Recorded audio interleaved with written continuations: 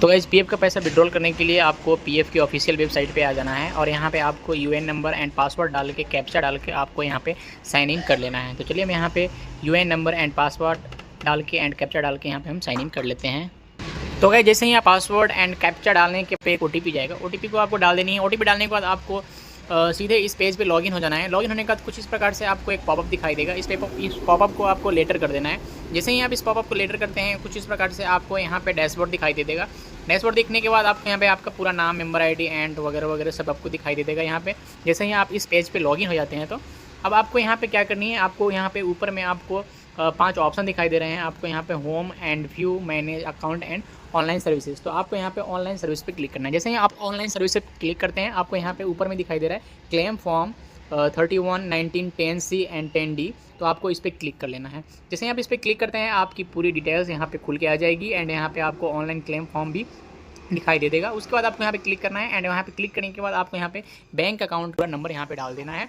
अब आप कौन से बैंक यहाँ पे जो रजिस्टर्ड किए हुए हैं वहीं आपको डालना है। जब पता नहीं है तो आप यहाँ पे व्यू पे जाके और यहाँ पे आप देख सकते हैं मैनेज पे जब भी जाएंगे तो यहाँ पे आपको केवाईसी का ऑप्शन आएगा। यहाँ पे आप क्लिक करेंगे तो आपको कौन सा बैंक आपने दिया है वहाँ आपको दिखाई दे देगा। आपको उसी बैंक का जो अकाउंट नंबर है उसी अकाउंट नंबर को आपको यहाँ पे फिलअप करना है। साइड में यहाँ पे आपको IFSC कोड दिखाई दे रहा है। अगर आप चाहें तो IFSC कोड से भी आप जान सकते हैं कि आपने कौन सा बैंक अकाउंट फॉर्म भरते टाइम या फिर पीएफ के टाइम पे आपने कौन सा बैंक अकाउंट सबमिट किया है। तो आपको यहाँ पे अपना बैंक अकाउंट का नंबर यहाँ पे पूरा फुल नंबर यहाँ पे डाल देनी है। तो चलिए हम फटाफट से बैंक अकाउंट का जो नंबर है वो डाल देते हैं।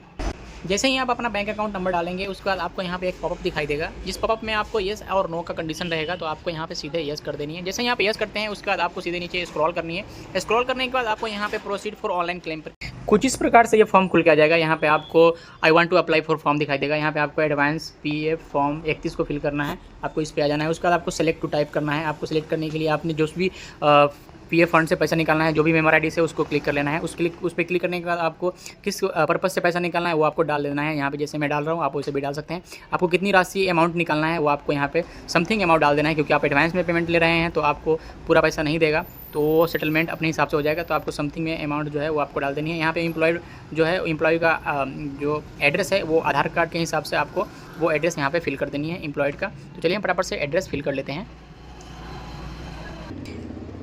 एड्रेस फिल करने के बाद आपको यहाँ पे आ जाना है डायरेक्ट चूज फाइल पे। चूज फाइल पे आने के बाद आपको यहाँ पे एक साफ़ सुथरा पासबुक का फ़ोटो अपलोड करना है, जो कि आपको 500 KB से अंदर ही होना चाहिए। तो हमने साफ़ सुथरा पासबुक का फ़ोटो ले लिया यहाँ पे, वो आपको यहाँ पे सबमिट कर देनी है। यहाँ पे आपको अपलोड कर लेनी है। उसमें साफ़ सुथरा आपको दिखाई देना चाहिए एंड आपको वहाँ पे एक बैंक का मोहर दिखाई देना चाहिए। यहाँ पे आपको एक चेक बॉक्स मिलेगा, आपको चेक बॉक्स पे सहमति देनी है। चेक बॉक्स पे सहमति देने के बाद गेट आधार OTP पे आपको क्लिक करना है।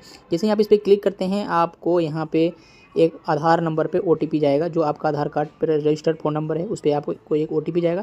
आपको फिर से वो OTP को फिल कर लेनी है। नहीं, आप OTP डालेंगे उसके बाद आप देख सकते हैं यहाँ पे OTP KYC सक्सेसफुल सबमिट हो चुका है और आपको यहाँ पर जो है आपका फॉर्म सक्सेसफुली सबमिट हो चुका है क्लेम के लिए। अब ये आपको 10 से 15 दिन लग सकते हैं। जैसा ही ये क्लेम सेटल होता है आपको दिखाई दे देगा।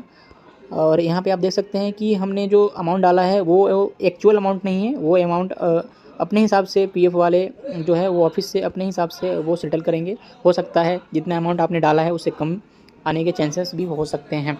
तो एवरीवन यहाँ सर्विस में जाना है। ऑनलाइन सर्विस में जाने के बाद यहाँ आपको दिखाई देगा ट्रैक क्लेम स्टेटस, इस पर आपको क्लिक करना है। जैसे आप इस पर क्लिक करते हैं आपको यहाँ पर दिखाई दे रहा होगा कि हमने जो क्लेम किया है वो क्लेम आज के डेट में किया है, अभी जस्ट नाउ वो अब हमारा डेट दिखाई दे रहा है। एंड यहाँ पे हमारा करंट स्टेटस जो है वो online claim submitted at portal पे हमारा ऑनलाइन क्लेम सबमिट हो चुका है। और यहाँ से आप चाहें तो आप PDF डाउनलोड कर सकते हैं। यहाँ पे चाहें तो आप PDF डाउनलोड कर सकते हैं। जो भी आपका PDF है वो यहाँ से आपको निकल जाएगा कि आपने जो क्लेम के लिए फॉर्म सबमिट किया है वो आपका ये सबमिटेड जो फॉर्म है वो फॉर्म निकल के आ जाएगा सामने। एंड आपको कुछ दिन वेट करना है और फिर आप अपना बैंक अकाउंट जो है वो चेक कर सकते हैं और आपके अकाउंट में पेमेंट जो है वो आ जाएगा। तो पेमेंट बिना कंपनी छोड़े हुए आपको पेमेंट कैसे निकालना है वो हमने एडवांस पेमेंट दिखाया फॉर्म 31 फिलअप करके। अगर आप कंपनी छोड़ देते हैं, कंपनी छोड़ के आपको 2 महीने हो जाते हैं या फिर 3 महीने हो जाते हैं और आपका जो कंपनी छोड़ने का डेट है वो यहाँ पे आ जाता है, उसके बाद से 2 से 3 महीने के बाद आप चाहें तो पूरा जो है वो पैसे निकाल सकते हैं फॉर्म नंबर 19 भर के। जो कि फॉर्म नंबर 19 का ऑप्शन हमारे पास नहीं आ रहा था क्योंकि हमारा कंपनी जो है वो अभी चालू है, हमारा कंपनी जो है अभी तक छोड़ा नहीं है, कंपनी का जो छोड़ने का डेट है वो अभी तक मेंशन हुआ नहीं है। सो आई होप कि आपको वीडियो अच्छा लगा होगा। वीडियो अच्छा लगे तो वीडियो को लाइक कीजिएगा, चैनल पे पहली बार हैं तो चैनल को सब्सक्राइब करके बेल आइकन को जरूर प्रेस कीजिएगा।